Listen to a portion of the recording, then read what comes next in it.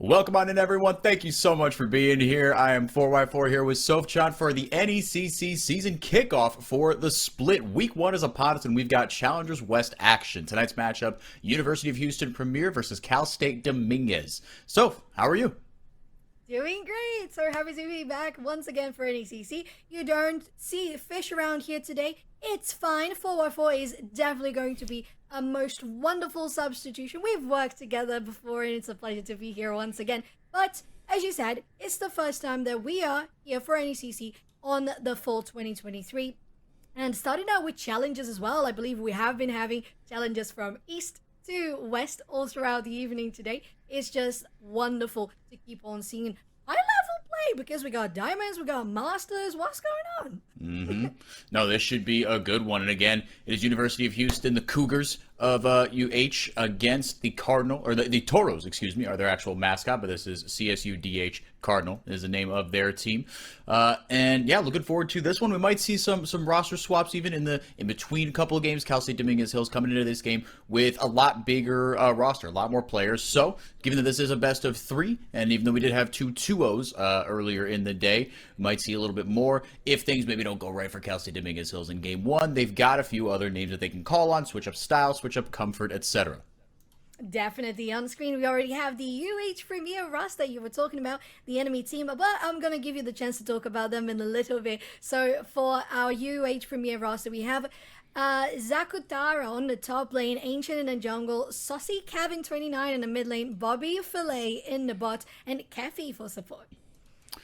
And Saucy Kevin can play both of the solo lanes, but is opting to put himself in the mid lane, like you saw there. And on the other side, we've got Cal State Dominguez Hills, the Toros, excuse me, of Southern California. Bandai, Little Asia 1, sophomore in the jungle. Borrow in the mid lane, and 2 juniors in the bot lane. Nanoben 56 and SR, junior at support. So, it looks like we are about ready to get into draft. And indeed, I think we are in just a little bit here. So, we excited? How are you feeling about this one? So excited because it's all about the moment that we're in, right? It's not just collegiate coming back for an A. It's also about the fact that we're kind of in between the official big challengers teams. So we got CBLOL just finished recently, LCS is finished, LEC is finished, we're just waiting for Worlds to happen. So this is the highlight, this is the stage that we have at the moment. It's for collegiate, and we love to see it as we go directly into the draft. The blue side will be the UH Premier roster, while the red side will host the CSUDH Cardinals team. Starting out with those 2 Bens there, highly specific, I would say, especially that talent. I was going to say, yeah, at this level, right, you get to see players flex a lot of their skill and a lot of their comfort more than anything. And so you're going to see some targeted bans if these, if these players are just these solo queue demons with certain champions. You can bet your top, middle, and bottom dollar that they are going to get that pick nowhere near these competitive games where it matters most. Like you said, that talent pick certainly stands out. Probably going to be Little Asia or Borrow, to be fair. That's not going to get to pilot that one. But on the other side, Aatrox and Akali taken away from the solo laners of University of Houston. Oh, wrapping that up with the Hackerium. Interesting indeed, because it's all about, right, being the first week. It's about having a look, scouting those teams you're going to be facing and seeing, well, the only thing that we know about them is how they play in solo queue. And that's what they can go putting on their Ben list. So far, it's just solid strategy. On the side of UH Premier, they choose to go for a set first pick. Most unconventional, I would say again. But I think, again, this is comfortable zone for everyone. They gotta take out what they think is a threat directly at those picks and just go for what makes most sense as their composition allows. And the Viego alongside a Garen for the side of CSUDH. I am not expecting any of this. No, and I imagine, just given the order that these picks are coming in, this might be the order is displayed as far as, like, not necessarily the pick order, but where these champions will end up on the Rift. Because like you said, the set first pick, a little unconventional. Happy to be proven wrong. Like you saw, this is my first time on the NECC desk. Very, very happy to be here. Thank you all for being here and watching, whether it's late where you are, like me in the Eastern time zone, Soph down in Brazil, an hour ahead of me. I'm here complaining. Our production team, it's 2 a.m. in London for some of them. We appreciate you staying up here. And Saucy Kevin going to be on that Veigar immediately, getting that into the mid lane. But like you said, so this top lane, both top lanes really, I mean, you've got some high octane junglers, but especially on the side of Cal State Dominguez Hills, ways to make things happen in a very snowbally top lane. If that Garen gets going, you want to talk about solo queue tilters, that is absolutely going to be one to watch for Bandai, for CSU Dominguez Hills. And I think one thing that I would love to add as well for the side of CSUDH is the Silas that just came into play. I agree with you. This is already the pick order that we have on a client, and we have access to how the pro draft went, and that Viego, as you would expect, was definitely on the second round of picks, as you want, not the Viego, excuse me, the Silas came on in the second round of picks, considering that you need to know if it's worth it to have the Silas on board. Are there going to be good ultimates to steal? And that's when it happens. At the same time, for CSUDH, that Garen was last pick. The first one was something that's going to come up on screen a little bit, so I'm not going to spoil that one. So let's just talk about what has been placed already, which is the second round of bans with the Wukong alongside a Poppy, while the side of UAH Premier go for a Yasuo and a Malphite. I am just having a complete meltdown on these choices. Yeah, the Yasuo being taken away, and then only for the Silas to be locked in afterwards. The solo laners are being locked in for both sides in the second round of bans. So top and mid for both sides being locked in round 2 of bans. And on the other side, yeah, it was the Jarvan that was first picked for Ancient Sea Whacker there on for the side of University of Houston. And then with the kind of all-in composition that you have, it was the Wukong and the Poppy taken away as well on the other side. But so if we got to talk about this support Swain coming out, I've seen this in a fair share of my games. Let me tell you, it can be really, really oppressive to play against in lane. I agree, but I think that not just that, I think I've seen quite a lot of Swains on the APC role, more so than on the support role, so that is interesting as well. Coming out with a Kai'Sa, none other alongside them, feels like a very AP heavy team. So yeah, if you have that going on, makes sense that they went for the Garen last pick. You're going to have, well, it's a Garen. He spins to win. It's very straightforward how you play him. He's going to deal damage. He's going to heal up. The Viego, I think it's most interesting. I think it brings a little bit of flavor to how the gameplay is going to be done for early and mid stages, as the Viego can have good pressure for early ganks and also secures for Drakes. So that would be something that I would expect from the side of CSUDH. While on the side of UH Premier, it just feels like such a traditional composition, doesn't it? Yeah, it's a lot more straightforward, right? A lot more back to front. You've got a traditional tank too, really. The Jarvan and Set are both champions that you can build kind of in more bruisery ways. You can build them a little more tanky, but then a decent amount of damage for the side of University of Houston. The Ezreal and the Veigar are going to be your two primary damage sources. But as far as kind of follow up engage as well, I like what they're cooking with the Nami, right? You got the Jarvan to go in first, and you don't want the tidal wave from the Nami to necessarily be your first point of attack, but if you have the Jarvan able to lock that down, the tidal wave is as easy to land as just about anything in the game. But on the other side, to contrast with what you called very rightly, a very more traditional composition for Cal State Dominguez Hills, they are there is no real traditional tank, right? And there is no kind of this is your team fighting your team fighting tank and all this. It is just a lot of damage. This is a solo queue type composition. These are champions that want to pop off. Yes, and I feel like that's exactly it, right? 4x4. It's just a team that feels like, this is my comfort zone. I'm going to play this. There's not much of a big strategy. We might be wrong, but there's not much of a big strategy behind it. We just want to feel comfortable in the first week of NECC. So that makes total sense to me. At the same time, the Viego, as we mentioned, And actually, the Silas, now that I think about it, both going to be stealing stuff from the enemy team. One stealing True. the body, True. the other stealing the ultimates. It's gonna work really well for the Cardinals. At the same time, I think not having a big traditional front line might be weighting down on them because the Garen, well, again, it's a Garen. It's not one of my favorite champions. I mean, it can do a lot of damage. It's not going to be big of a front line. Very situational, I would say. So overall, I fear that you're not going to see the Garen getting to the back line. You have a Nami, you have the Jarvan, you have the Veigar. How in hell are you getting to the Ezreal? One of the slipperiest of ADCs in the game. So it just feels like the Cardinals require the pop-off game to try to get something going, while the side of UH Premier is just, this is comfortable, this is good, this works, this is a strategy just as old as time.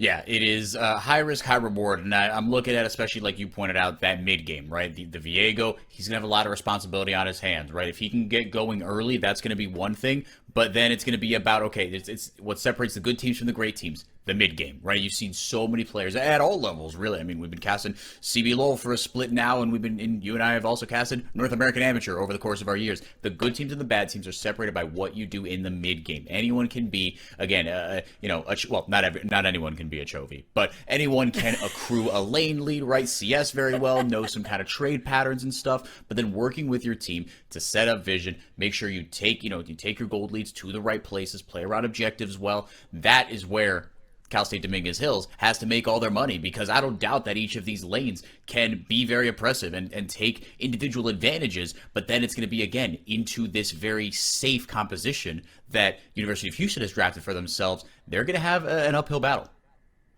They will. And I think that it's not just about the mid game, it's all about getting the mid game, because sometimes they do get a stable mid game, but they don't know how to wrap it up. Oh, yeah. The amount of teams in this level that is like, yes, go for the Nexus. There's time. You can take the Nexus. Go. Just take the win. And then sometimes it just doesn't happen. But we'll only know in due time as we get into the Rift 4x4 in Sophchan for our first cast together for NECC. Challengers Division in our West Conference. UH Premier on the blue side, CSUDH on the red.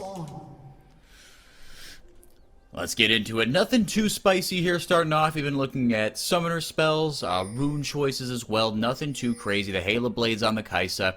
Right, tells you that she wants to go in, make things happen early in this lane. The Electrocute as well on the Swain. I think that tells you as well a lot about how Nanoban and Junior want this lane to operate. They want to take no prisoners. And again, like we've been talking about for these expectations we want to set up for Cal State Dominguez Hills, taking individual advantages. And I think it works out really well. So you get the advantage with the runes, as you mentioned. You have the pressure that you can have from the Viego in the early stages. Maybe we'll see a more half clear from the side of CSUDH in the jungle.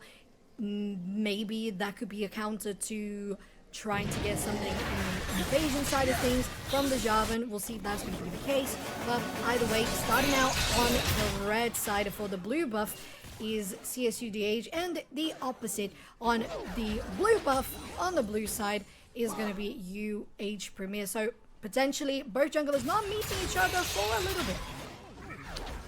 No, it could be a little bit, starting on opposite sides like you alluded to. And even the way that Barrow came into his lane, the mid laner for Cal State Dominguez Hills, made you think maybe he was trying to pull a fast one on Saucy Kevin, saying, okay, if he came from that side, right, then maybe he was helping his jungler leash top to bottom. But Barrow immediately getting a CS advantage and a level advantage, and being very intelligent about his trades early on here, taking no prisoners on this Silas pick, able to sidestep the W from the Veigar. But with a level advantage, in goes Bobby Filet and Kefi with just that little advantage, taking advantage of what they had over, again, this very oppressive bottom lane from Dominguez Hills. It works out so well because you have a Nami on your side and you're just going to have so much sustain that it's viable. When you get the level 2 first, you can go in. But as soon as the enemy gets level 2, well, this is what happens. Massive proc there from the Electrocute, as you pointed out, on the Swain, the Hail of Blaze, and mid lane Barrow really knowing all the spacing necessary for those abilities and have been so close to getting targeted by the turret there. Not happening, but bot lane, flash forwards! Oh, Kevy goes forward. The Ignite goes down on Nanoben. I think he will survive this, but not by much. The heal comes down and saves the Cal State Dominguez Hills AD carry's life. Oh, that was too close, man. And to be fair, it was a flash, very, very early flash coming out from Bobby Filet, leading into another flash from Keffy, if I'm not mistaken. Oh my god, mid lane popping off once again. So many flashes, and the Viger escapes. The set is right there to defend and go after the Silas. Yeah, set coming down. Sakutara making his way down to the bot lane. Oh, and man. Barrow, they go over the wall, flashing over, and no. took a bite out of way too much more than they could chew. Saucy Kevin, well, he's the one getting sauced on. Gill over to the mid laner for University of Houston. 404, that's a shame. It's the caster curse. I just mentioned how they were just on the edge of max range there for the aggro. And, well, that was definitely in for the aggro as we meet each other here on the top river. 2v1, and you're gonna go down if you're ancient. No, you're not. You have a flash over the wall. It's going to be one summoner spell, two summoner spells with a TP going in the mid lane as well. So a lot of pressure and vision from the side of CSUDH on that top river. Yeah, very, very nicely done there. And like you said, getting those crucial summoner spells. I mean, you look at just on the left side of your screen from Sakutara all the way down to Keffy, a lot of timers in the midst of having gone off. The only summoner spell available is the flash for Bobby Filet and the flash for Sakutara and the smite, but that doesn't really count as far as these big kind of high leverage off cooldown summoner spells. Yeah, the monsters in the jungles are fearing for their lives, but no one on the other side is taking note of the smite cooldown. It's true, and at the same time, it's very interesting for that, even though that was the case, and we saw a lot of pressure coming out from CSUDH on this top side in the jungle, and we even saw that game coming on Saucy Cabin first, no, it didn't go very good for Boro.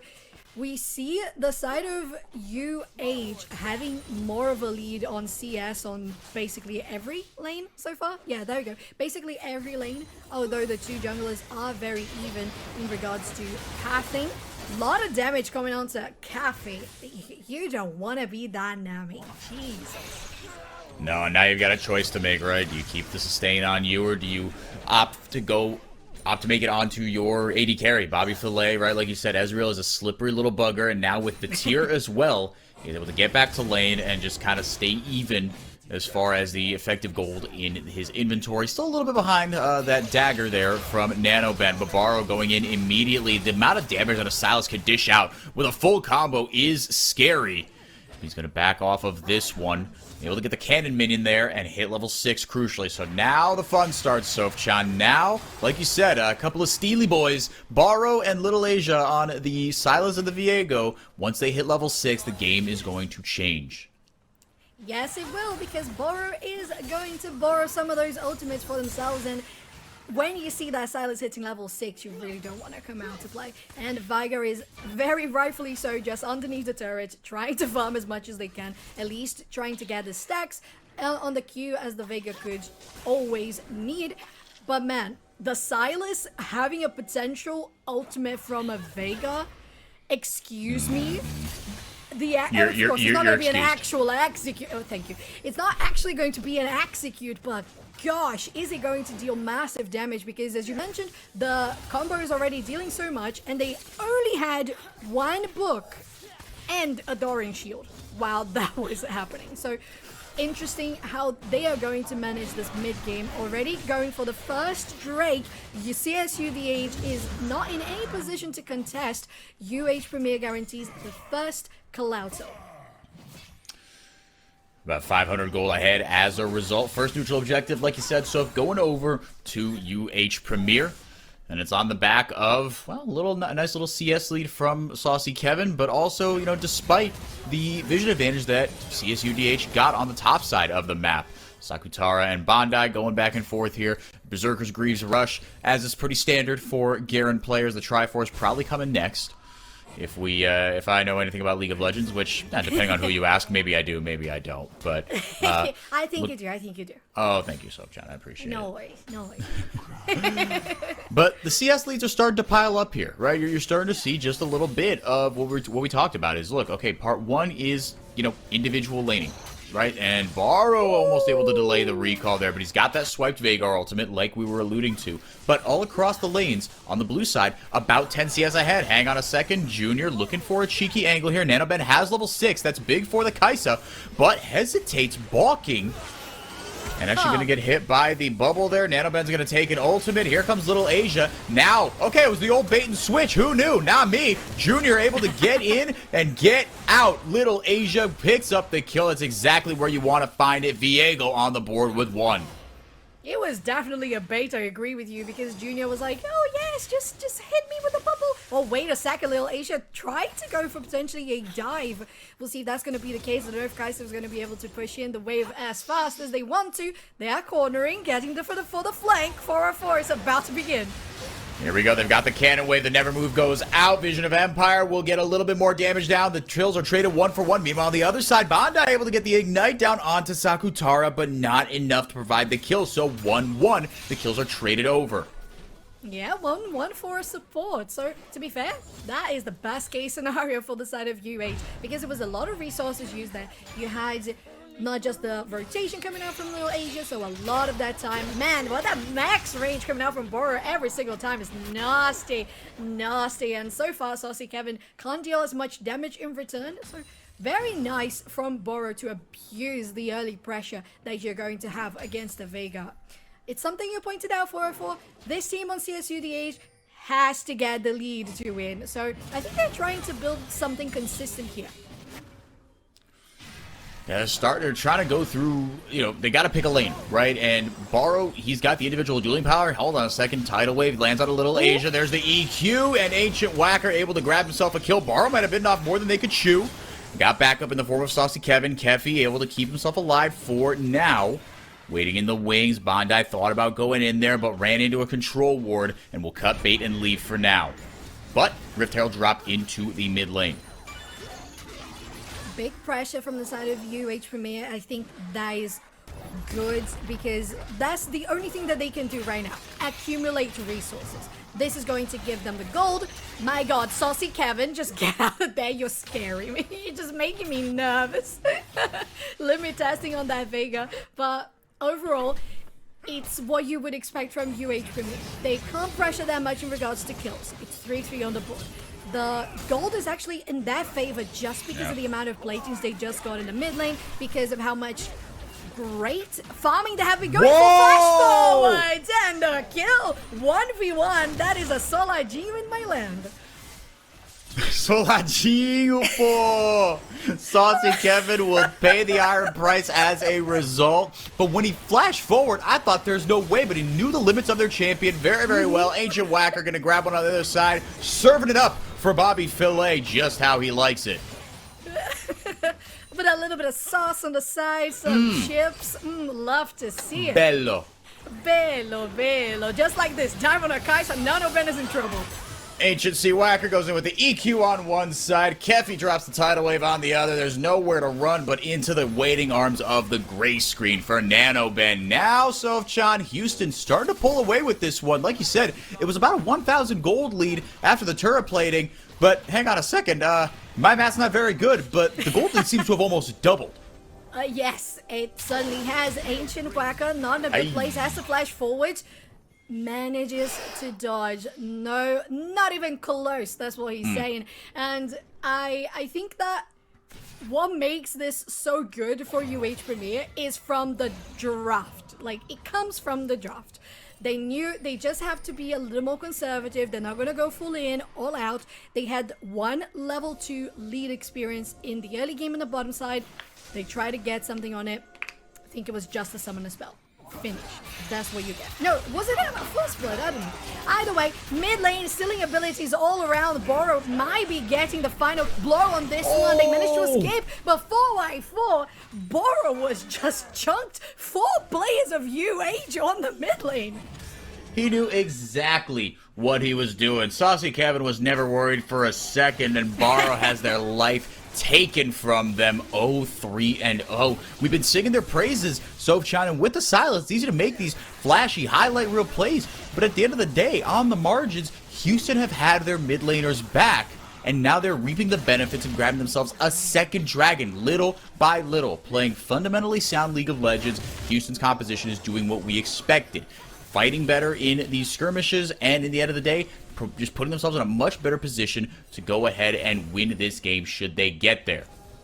And they're getting such a good lead because of that which you just mentioned, according to timings, so you don't spend your TPs in the wrong moments. You have Sophchan with a TP right there. We have seen Borrow being a little too greedy on those pushes, so as you mentioned, there's so much knowledge on Vega's limitations and boundaries, and they have been doing great. The tidal wave goes in and the damage explodes. The stopwatch is gonna hit, so they have to escape because the Vega is just there in the shadows. The Viego. And Little Asia trying to get something back there. Later, the Ruin King not going to connect. The Spectral Maw doesn't find anyone. Not able to get the proc on the W. But with every sidestep that he makes, Bobby Filet is just charging up the E cooldown. Able to arcade shift forward. Blasts him. And that's a ton of damage there onto Cappy! Junior grabs the kill onto the Nami. Says, I'm not trapped in here with you. You're trapped in here with me, buddy. Oh, Bobby Filet misses the Q, but it doesn't matter. One more auto will do it. Borrow looking like he's got a repeat date with Destiny here. Oh, sweet Mary, mother of... That's just disgusting. You saw that one coming. Nasty, nasty. And Bandai really sees this one coming in a dive form. You're going to go in and you miss the Cataclysm, but it doesn't matter. At least you get a 1-for-1. Bot lane once again, where Junior takes this one back as a vengeance coming for Nanoban, who was taken down previously by Bobby Filet. This was intense. Just straight out 2 minutes of fighting after fighting for Way 4. Yeah, hang on just a second. Cal State Dominguez Hills might not be done just yet. Saucy Kevin able to get the Dark Matter down after the baby cage. He is unstoppable. He is. Little Asia gets a huge shutdown onto Borrow, and they are back on the board. They burn their TP just in time, Sophchan, and grab themselves a huge first kill of the game. It's good. It's massive, I agree. But CSUDH is still like 5k behind, which at this point is rather huge. 15 minutes. Platings just went down a minute ago, and the Vigor is farming. The Tear of the Goddess is stacking on Bobby Filet. 3 people going on to Borrow as they are overstaying their welcome once again. And it's another kill. It's alright. It was just a distraction while the Herald was being made, but is it worth it? Ooh, Little Asia went one way, saw Kefi and Bobby Filet come and turn the other way, and bam, there's Sakutara waiting in the wings, delivering a beatdown onto the Dominguez Hills jungler. Like you said, Sophchan, the lead keeps growing. 5,000 gold at this stage in the game is significant. And Borrow, we've seen this a couple times from them. Just a couple of overextensions, right? Dangling. This time it was Kefi dangling their little, oh, look at me, I'm just a helpless little fish. You want some sushi, big boy? No, no, no. You want some sushi? Oh, it's all you can eat. Just come for the buffet. Ha, psych. Yep, and then there's another kill.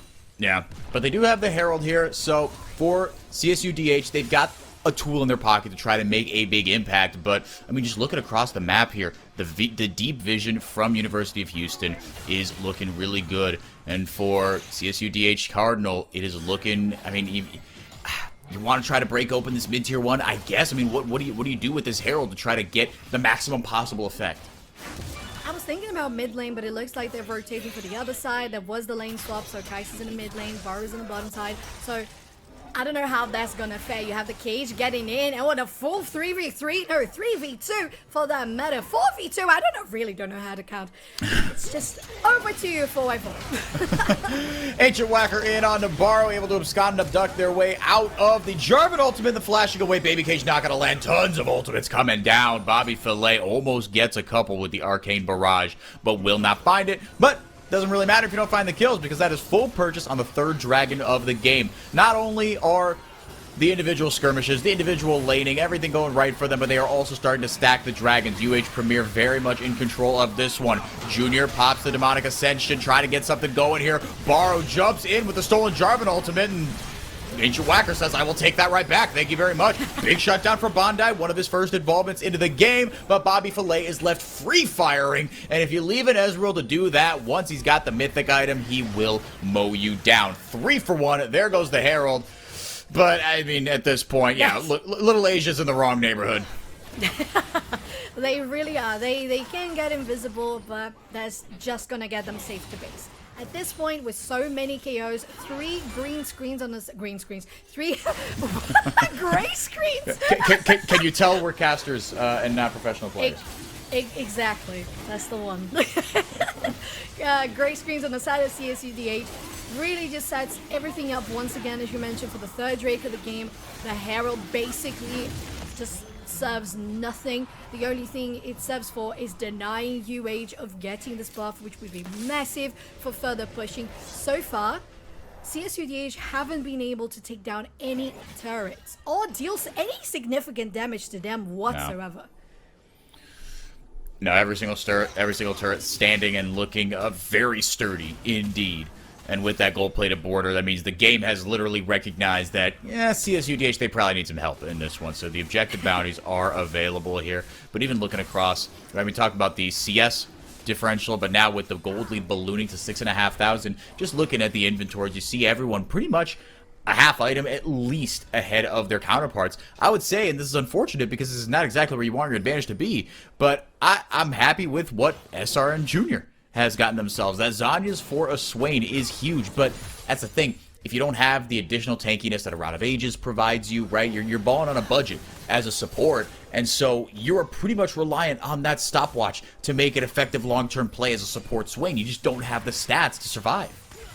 Not just that, it's also the situation where we see UH just being so proactive that there is no time. The cooldown on the stopwatch is still going to be too much. Vision coming out from both sides here in the jungle. They managed to get the Scuttle Crab. CSUDH has control over the Baron Pit, but they don't have control over their own jungle as they're going to go for a full push here in the mid lane. UH Premier, again, very methodical. Like you said, just going for this push in the mid lane. They've got Sakutara down there in the bottom lane, fending off Borrow's advances. And like you said, CSUDH, yes, they've got control over the Baron Pit, but you and I both know that that is not a feasible target for them unless they can get something potentially here. Saucy Kevin waiting in the wings. They don't have control of their own jungle, like you said, Sophchan. And Saucy Kevin looking to take advantage of that. Mowing over the camps as well. This jungle, all our base do not belong to you. It belongs to us now. This is our jungle. We'll be making residency here. Varro showing no fear of neither God nor man. 2 levels down on Sakutara. Who cares? I've got your ultimate now, homie. Able to miss the abscond. And Little Asia not going to find the target there. Sakutara. Lots of big healing and... Woo, there's the big ultimate from the W shield. Sakutara understanding the limits of their champion, Little Asia. Thank goodness. That would have been a highlight reel play for all the wrong reasons. But the Cal State Dominguez Hills, jungler able to survive. Bobby Filet eating in, knowing exactly where the jungler was. Throwing out the ultimate for the vibes. Why not? It's just for the vibes. It's for the visuals, you know. It's just for the highlight reel, as you said. Man, that was so intense. Considering that it was a 1v2, you said as well that Borrow was 2 levels behind, so there might have been that extra bit of bait, that extra bit of temptation for the set. But man, there is nothing that this Ezreal fears. It's 7-3-1. The Muramana completed. The Trinity as well. Have a pocket Nami. Are you afraid of anything? They really are not. And to be fair, they shouldn't be. 6k gold, almost 7k gold ahead. They're looking really, really good. University of Houston. We talked about it in draft. Cal State Dominguez Hills, they needed to get not only individual advantages, but start winning out in some of these just rock fight skirmishes that this composition wants to engage in. And Borrow did not have the best time in lane. Now the lead has ballooned to 50 CS here for Saucy Kevin. And now the next thing on the table is the Baron. Dragon not going to be up for another couple of minutes here. Team's being very methodical here, and Ancient Whacker just waiting for... I mean, I guess maybe another item spike here, but they are fully in control of this one, so. They really are, and one thing that I just saw is how much damage the Vegas Q is doing to Borrow at this point. Man, the Vega is strong, the Rabadon is finished, you have the Ludens, you have your boots, and It's trying to stack that Dark Seal. And to be fair, you don't even need that bit of extra damage just because of how much stacking this Vega has been doing. So with 50, now around 60 CS ahead, they really have the extra AP anyway. Drake should be spawning in the next 30 seconds or so. So skirmishes are going to go around here in the bottom river.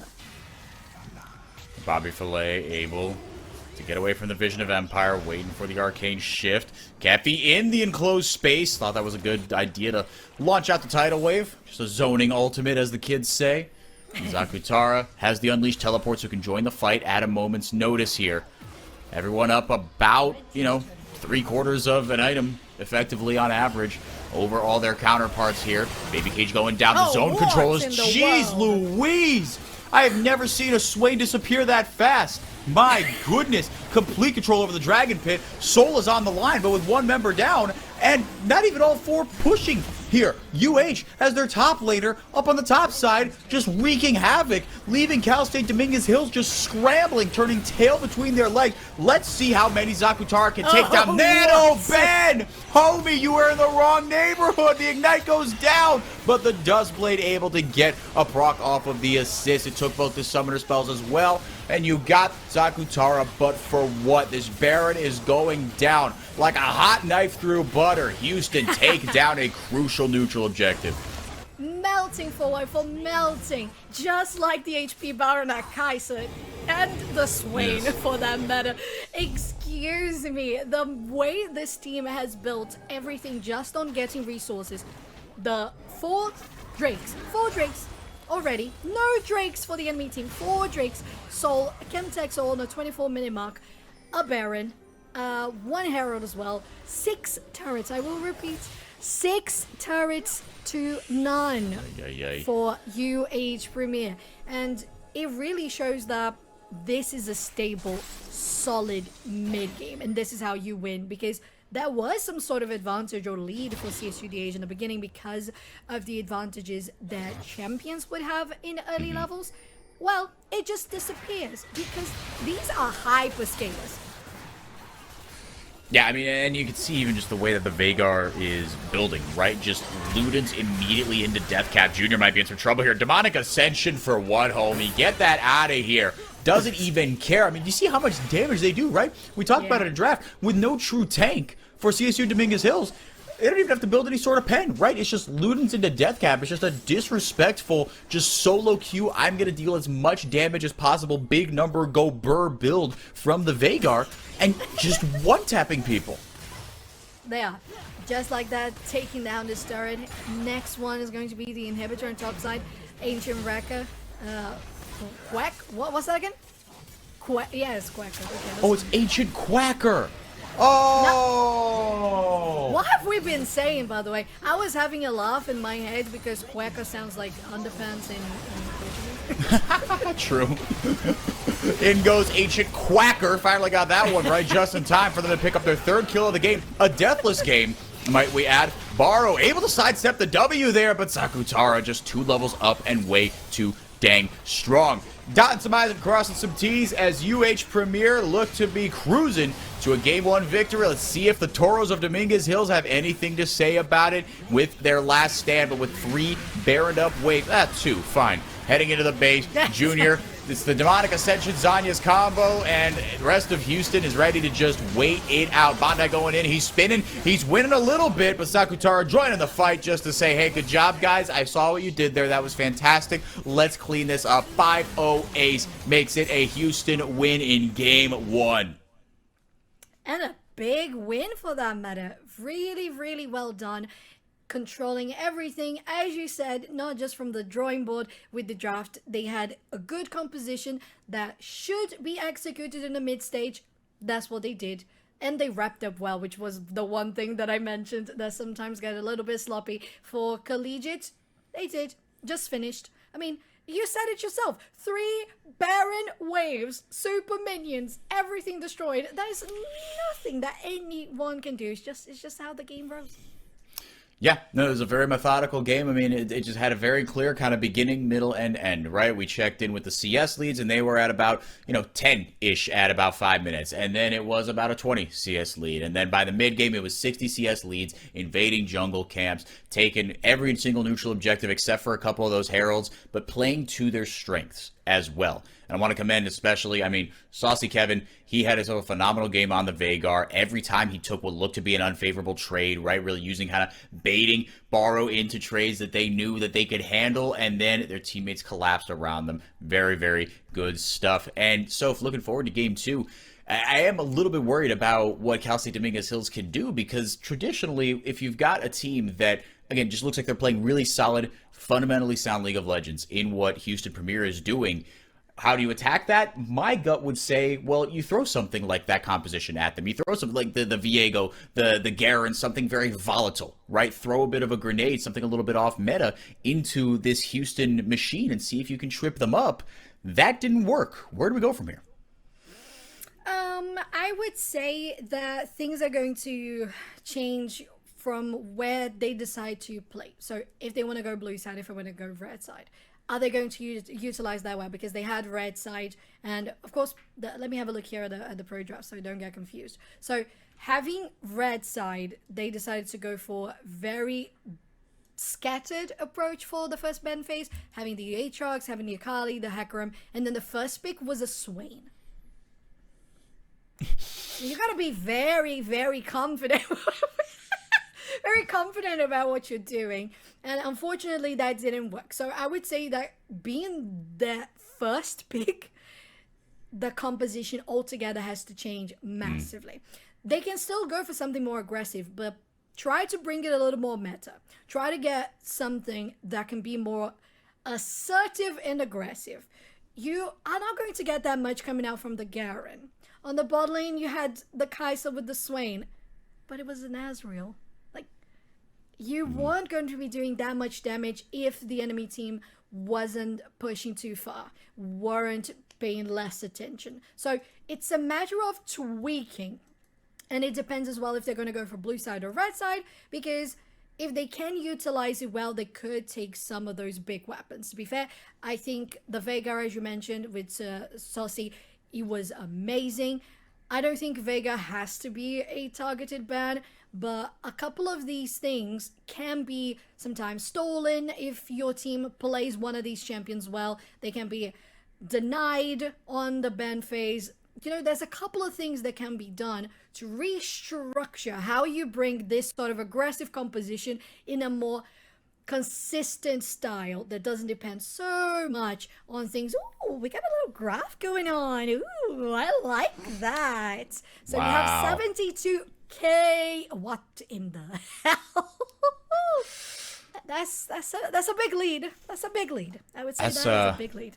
Yeah, that's a big old number. Bobby Filet on the Ezreal, doing Ezreal things. He was pretty much untouched. The only trouble he ran into was in lane, and again, kind of the Kai'Sa Swain did sort of what it was supposed to, but the number that's catching my eye, Sophchan, you want to talk about a draft warping pick. That Swain first pick had almost twice as much damage as your 80 carry. Call me crazy, but that is not sustainable. Exactly, that's my point. Oh my god. It's basically what this is. You rely on someone popping off in particular. In this case, yes, the Swain was doing a lot of damage. You crafted for it. You had the Electrocute. You had the Healer Blades for Kai'Sa. And then... We're getting crazy in a different role.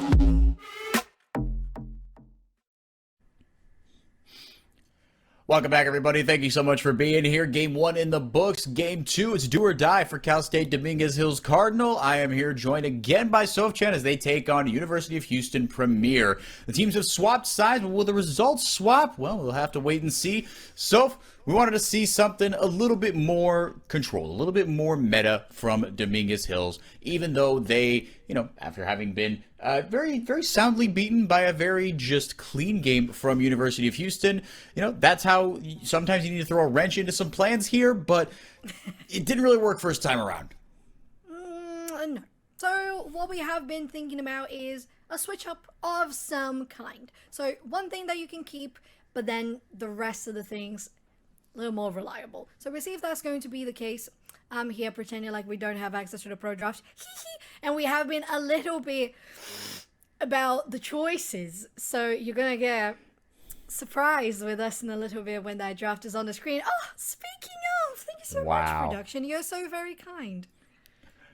And someone in the chat is going to be very, very happy about a certain pick as well.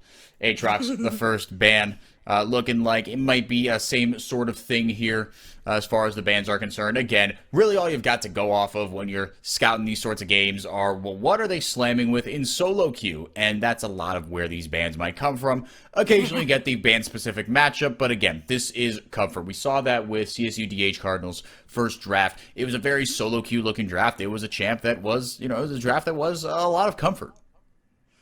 Definitely was. Unfortunately, the only thing that was really showing this is where I shine the most was the Swain pick. So unfortunately, the Swain pick alone wasn't doing much. So you had some good control in the bottom side, but then your ADC wasn't growing. Your Kai'Sa didn't do any damage at all. As we saw the graphs at the end of the game, and things were looking rather dire for damage and gold on the side of CSUDH, aside from the Swain. So I wouldn't be surprised to see the Swain coming back again. But one thing that I am surprised about, but rather happy to see, is Saucy Kevin, who fared so well on the Veigar against the Sylas, is now picking Sylas themselves. It's looking like it. And on the other side, Bel'Veth and Maokai. They are just looking to beat them into the dirt here. I love the Maokai pick. There's a lot of, hey-oh, we've got a Zed.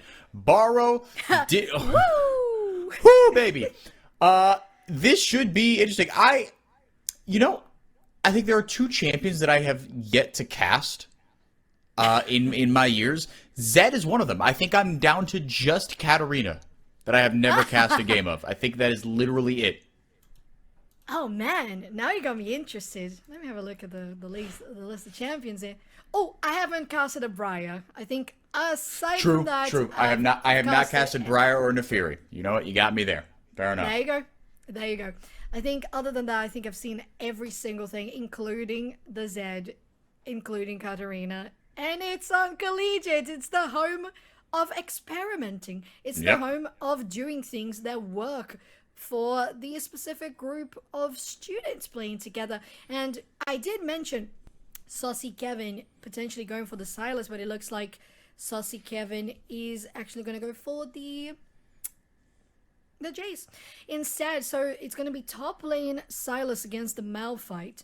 The running back comes from the Swain. At least the one thing that works for them is coming back into play. But aside from that, it's a switcheroo.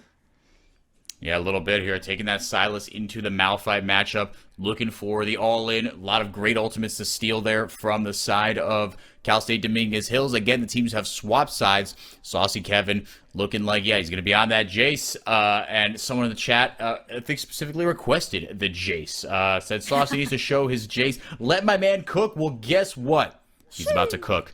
Now, a lot of poke in this composition. That is how you want to characterize. If you want to characterize this composition one way for University of Houston Premier, it is just that. And I'm very excited to see how they pilot this, because one thing I was very impressed by was their objective control, using the Nami tidal wave, using the Veigar baby cage to wall off any sort of CSUDH approach on the objectives. I think for this composition, for the side of UH Premier, there are some key elements that change. I agree with you. It was much more control in the previous match. This one is, you have a front line with Maokai, but then the rest is dealing damage and peeling with a Karma. So I think it's a little different. But overall, the early game will still be rather similar, because the bot lane, for example, still going to be against the Swain and the Caitlyn this time. So you're having much more range, much more aggressiveness in the beginning. So that is going to be very similar. You are going to be safe and cautious in the bottom side. But for CSUDH, I asked for more aggression in a more assertive manner. I think the Caitlyn delivers. The Zed, a little questionable. Every assassin is always going to be reliable on so much of that gold. So are you going to farm well being a Zed against the Jace? Ooh. we'll see if that's going to be possible. And on the other hand, you have a Bel'Veth. Similar thing is going to have to really, really, really, really grow, which is kind of counterintuitive considering the rest of the team that wants to be so aggressive in the beginning of the game. So we'll see how they're going to fare if Bel'Veth will try to go for early anything. I don't think that would be a good idea. Just go for the power farm, try to get those objectives just by having the lane pressure innate to the champions that we had there. Yeah, you try to power farm, get to that level 6, make sure your laners maybe aren't in too much trouble by the time you get there. But like you said, this support Swain pick is a bit of a double-edged sword for me, because on the one hand, it is again it is very warping. But I see how the composition kind of wants to play with the Malphite, the Bel'Veth, and the Swain. You've got this like sort of a JV deathball composition. It can work, I think, but again, you're putting a lot of resources into this jungler that really didn't pay off last time with the Viego pick. But Junior in the bottom lane, it seems like they have a shot calling role, right? It seems like that was the one thing that was working. But if the one thing that's working for you is a support Swain, again, just not a sustainable recipe here. And Premier, again, I'm just looking for more of the same, right? Assert your dominance in lane. They've shown they're a very just clean, macro-focused, objective-taking team, and they've got different tools at their disposal. You pointed it out. You said, look, the last composition that they drafted for themselves was very safe. This time around, you've got a frontline Maokai, but the rest of it is going to be a little more execution-based. Poke compositions, very, very strong this year, especially in the back half of 2023, across all levels of play. With the rise of the Kai'Sa and the Jace as well, we've seen these compositions start to take off, but it is much more execution-based. It's going to be tougher for Premier. And to be fair, I think they can deliver it considering how well they had been playing in the previous game, especially that Ezreal Filet was amazing on it. I think they were bold when they needed to be bold. Mid lane as well with Saucy Kevin, although it's not the Veigar, so you're not going to be ranged. You're not going to have that area of control. You're just going to be bruising. You're going to be getting to the front line, or at least trying to get to the back line whenever possible. Oh, excuse me. It's not the Silas in the mid lane. It's the Jace. I have the pro draft in the wrong order. Just got confused. So erase the analogy there for it's gone. Melees and ranged. We come back. The Jace is going to be AD. You don't have crowd control. Differently from the Veigar, who's just going to be looking for farming, stacking, having that control and trying to win on the enemy's mistakes. I think this is a much more proactive lane, especially against the Zed again. It's just going to be so much punishable, and if you deny them the growth, it's just going to happen once again like it did in the previous game, which is a very big, unsurmountable hill, pun intended, to go by and actually get to the win. I'm sorry. We'll let it slide. That's okay. Yeah, no, but look, you could come to every single fight, ahead. You could take a lot of fights on your own terms. Like you said, the Jace are going to have different priorities. In lane, it is going to be a little bit more just assertive, and the Zed, being the melee champion into the range matchup, you expect Saucy Kevin to have his way again. Borrow, very aggressive player. We saw that even in game 1. On a champion that they are comfortable on, I want this mid laner on my team, because, again, at points, it looked like on the Sylas last game, they were on the verge of making something really special happen, but at points just showed a little too much confidence, a little too much, they say there's a border, there's a very fine line between bravery and stupidity, right? And it's often just results-based, right? But a very brave, bold, assertive mid laner. And CSU Dominguez Hill staring down the barrel of a 2-0 should they fall to Premier. We get loaded onto the Rift. Let's see what we got. Again, just a little 5-point start. Nothing too spicy here. We'll see where they start out on as far as the jungle pathing is concerned or any of that. Runes still looking about what you'd expect. Junior, again, looking for an aggressive, damage-heavy, fighting bottom lane, and with a Caitlyn, you can do that. There's a champion that recently got some buffs and has reared her head into the meta once again. And not just that, I think that is the CSUDH gameplay at this point. It's high risk, high rewards. Yep. And so far, a lot of risk, not that many rewards. So we'll see if the Caitlyn's going to pair better, because we know that the Kai'Sa in the previous game needs to scale more, and because they were falling behind in CS, that wasn't going to happen as consistently as you would expect. But as you pointed out, the Caitlyn just has the better range. Consisting of a poke composition, the range is going to be coming in handy. You have the net for a little bit of survivability. Wait, oh, they Yeah, switched. hang on a second. They switched. This doesn't look like a Zed. And will be the Malphite of Bondi into Saucy Kevin on the Jace there. Let's see how long that lasts, if they want to kind of counter switch here. Oh, Keffy man. and Bobby Filet doing what they do best. You saw them do it in game 1. They're going to do it again. They hit level 2 and they punish. And it's so good because it's about the execution we've been mentioning 4i4. It's UH Premier knowing exactly when they can go in, knowing the timings, knowing the CS count for levels. That advantage in the levels too worked out really well in the previous game, even if it was just for summoners. In this one, they said, well, we're not going to lend you any sort of advantage with the oppressive bot lane that you have. If you don't have levels, you don't have skills, you don't have damage. As simple as that. And this feels really nice as an Ezreal, just getting that initial early kill, because you're going to sink So a little good. bit of gold in to that tier, right? And you're going to be, you know, it's like, look, this doesn't really do damage right now. You're sacrificing a little bit of short term for a little bit of long term gain. And this is going to feel really nice to just be, okay, I've got my, you know, I've got the tier. Now I can farm a lot easier. I can use my Q to farm just with a lot more impunity here. But again, you see Junior, level 3 already on this Swain, trying to play forward, trying to play assertive here. Little Asia is level 4, but will walk right over a ward. Keffy probably able to spot them out. Ancient Quacker on their blue buff has hit level 4. Could call up the bot lane to come and help. Let's see how this goes. Nature's Primal Smash going forward and immediately able to grab the kill. Little Asia on the board here for Cal State Dominguez Hills. Keffy separated from his AD carry. Little Asia able to get the W down. Bobby Filet trying to get any sort of auto or maybe another Q forward. Flashing forward, not able to get the Q. Committed a lot for that one. Now Bondi trying to make him pay, but it's Shakatura that has followed him from the mid lane as well. A whole lot going on here in the bottom lane. Keffy able to get the root down, and Bobby Filet will mop it up. Zakatura getting the kill credit. Oh, Keffy! That was around 10 HP. My good lord. So many resources spent here. The mid lane is rotating.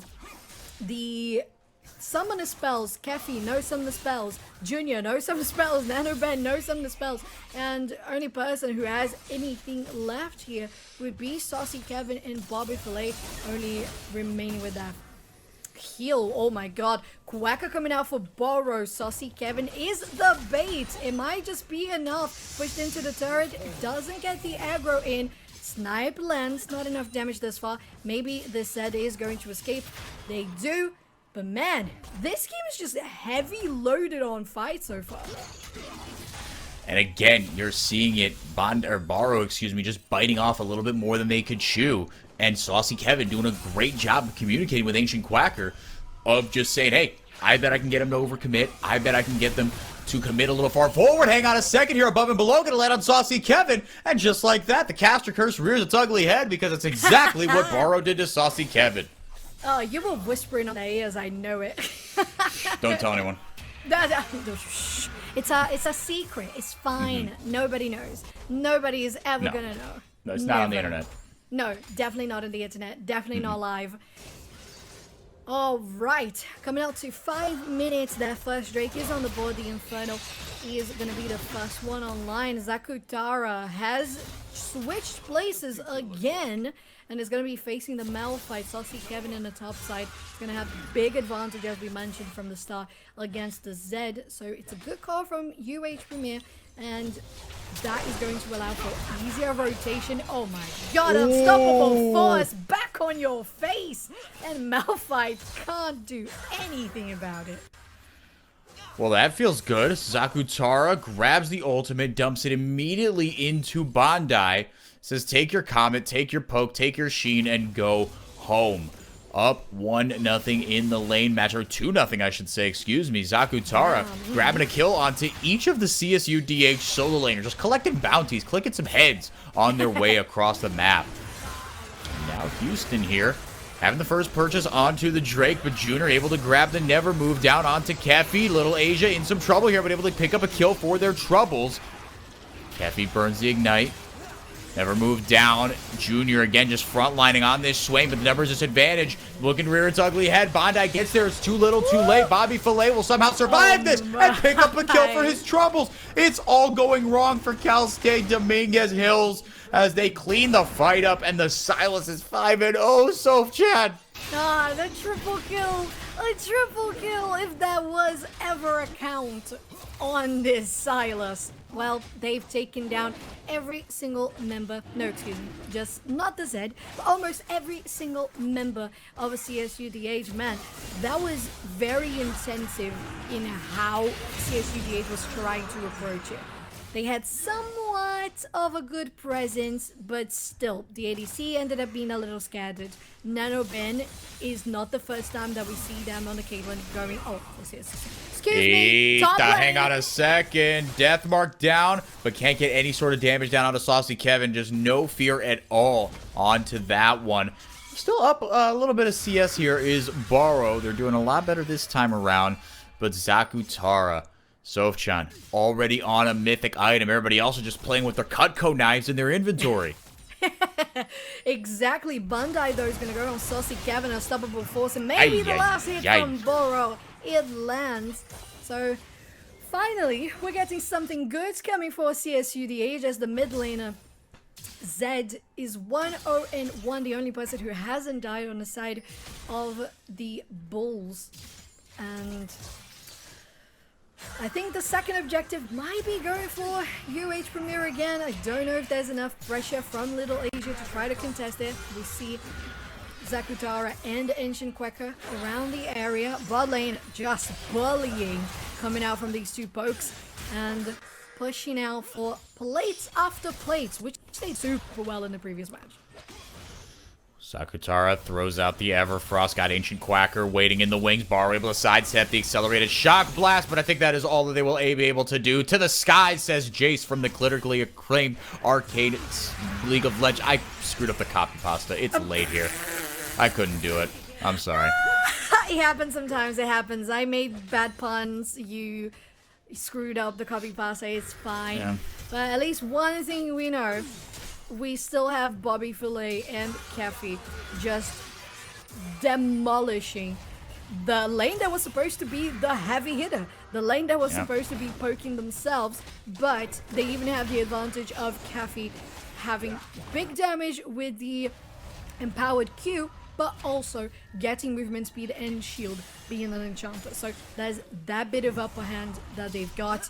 They are a little bit ahead in CS, but overall, one thing that is good for CSUDH is that aside from the big winning lane, 5-0-1, 5 to go bounty, they are keeping the CS somewhat equal. So they're not falling as behind as they were in the previous game. Zakutara wants to go for another 1v1 undive, falling short, and the Unstoppable Force is stolen once again.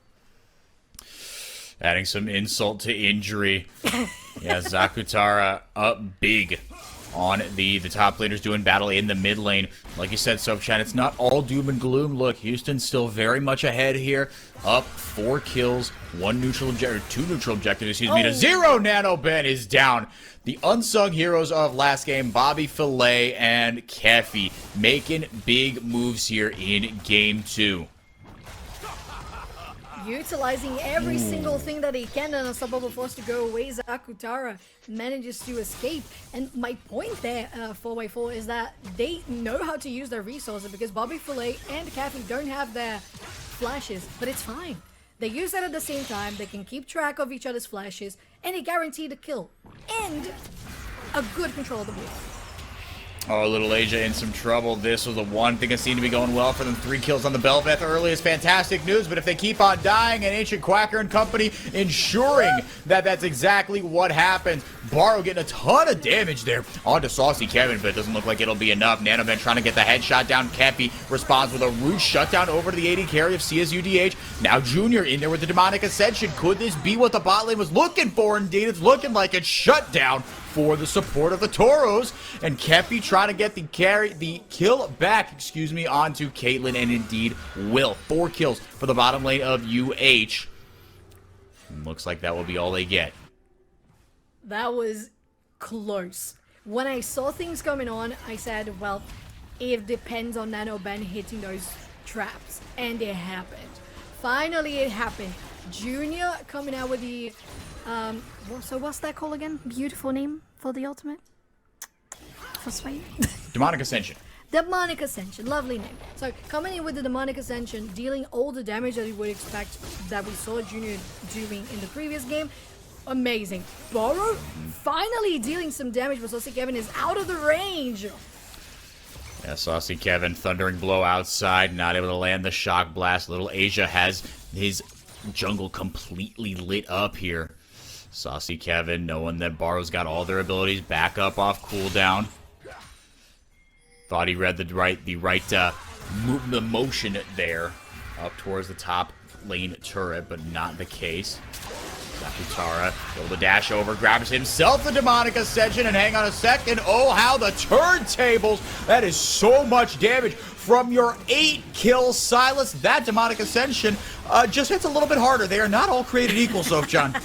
No, they have not been built equally. This Silas really showing what they wanted to see the mid laner doing in the previous game. Borrow finding themselves in a very bad spot in the last hit is gonna be enough. Borrow is so far the only one with positive KDA in the team. So impressive that we are seeing good things coming out from this one when you would expect the Swain to be the one shining through. So far, getting some assists here and there. But what needs to be done by CSUDH is getting more of that gold, because they're still 4k behind, 4.5k. No terror bounties, no objectives. And that is weighing heavily for them as they're still getting hit and chunked. Just arriving onto the 14-minute mark, the mid game is not looking that promising. They need a little bit more of a lead. Oh, no, Jesus and Christ. oh my goodness, Bobby Filet, if he landed that WQ onto Nanoben. Nanoben was headed for the gray screen again. But it's like you said, Sophchan, the mid game not off to a promising start here for CSUDH. And it's just no matter where Houston grab one objective, they're leaving nothing for CSUDH to cross map. It's just very intelligent timing about when and with whom they're taking these objectives. And this right here, again, I want to point out this bottom lane here, because like we talked about, Nanoben and Junior, they went for Caitlyn Swain with the electrocute. This is supposed to be a heavy hitting bottom lane. Hang on a second, 4x4, you're not going to have time to make your point. Deathmark in, it was stolen. Zakutara is getting his ankles broken. Little Asia going to walk away with the kill. Ah, very, very close. Almost a 1v2 there, but it doesn't matter. It was just 1 kill on the top side. No platings to be found for the Zed, but at least they have something that is stacking on. The assassin is assassinating, so that is at least a little bit promising. On the bottom side, the first turret was taken down by UH. Opening up this side of the map, we see a lot of pressure coming out from Saucy Kevin too. They have the vision in the side of the jungle, and once again, if you let UH Premier will take control of everything. They're going to set camp, they're going to, I don't know, make a picnic and just have the time of their lives. Speaking of, Junior with the Demonic Ascension not really going to do much here except for survive. And with Nanoben waiting in the wings, no mana necessary to pose a threat. not necessary at all. If we have a look overall, we could be talking about analysis, but we are not going to do so. The flash away from Zakutara is not enough, and Borrow is now finally getting some stacks going. The gold is going to be in their pockets to finally be the one person who gets in the back line.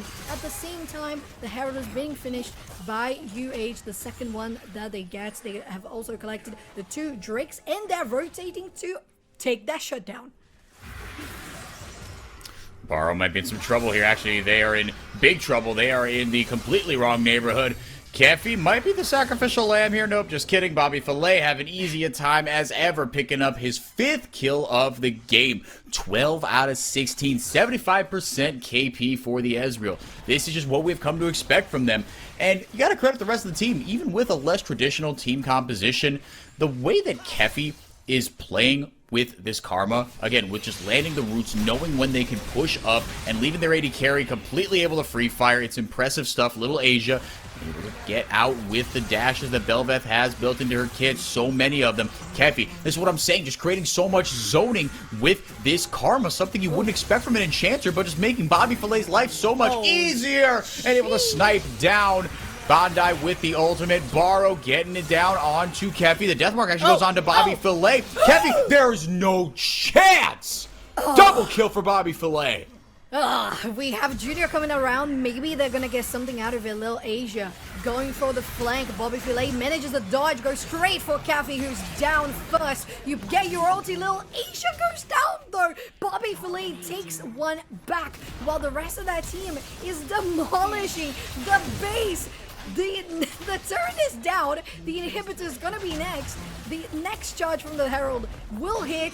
And, well, it was just one kill, wasn't it?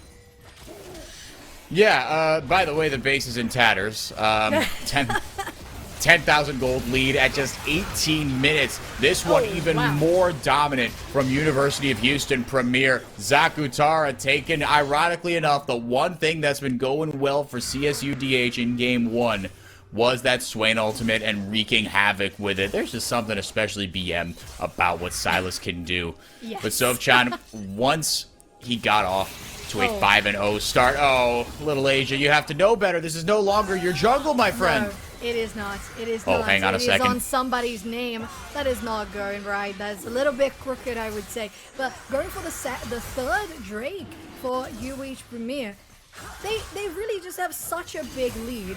And considering how they well executed last game, mid-game, so sound, so by the books, you get your advantage, and you really take control of your lead going into a wrap-up. So, so point. Okay, fancy.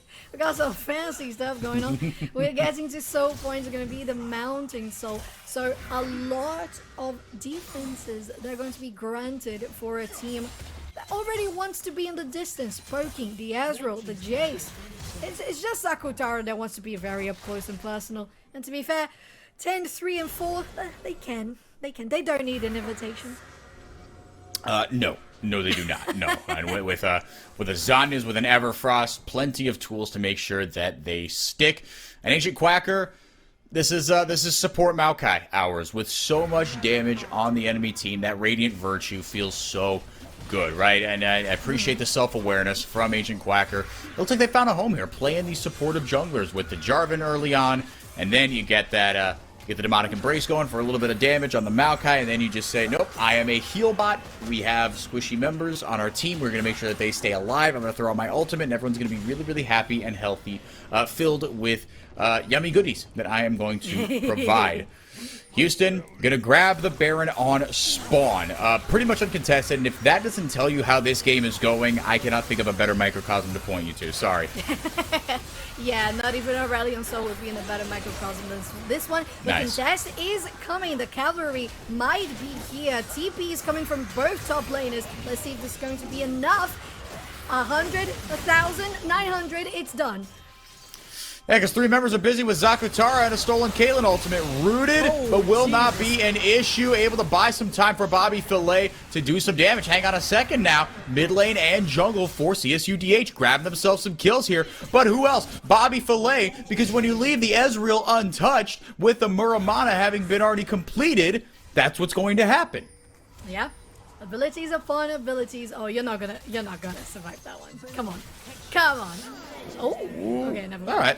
to be fair, they made that a little harder than it had to be. Bobby Filet, if they would have taken one more tower shot there, that could have been ugly. But gonna dot the I's, cross the T's, and wrap up what should be a Game 2 victory here. Now, these were the 2 members that were able to grab kills in that last skirmish, and they're now able to hold off the last push. But Taking no prisoners here. Saucy Kevin going to immediately TP to that bot tier 2, crashing down these waves mercilessly on the heads of their opponents, our University of Houston Premier. And for what I love the most about this push here is they got the Baron on spawn, and they immediately they go for 1, 2, and 1 in the split push. Low Asia once again in a bad spot. You don't have enough damage, my friend. And you don't have enough damage to go through the defenses of a Maokai. Saucy Kevin might be in some saucy skirmishes. Bro has to ulti. Oh, okay. Okay.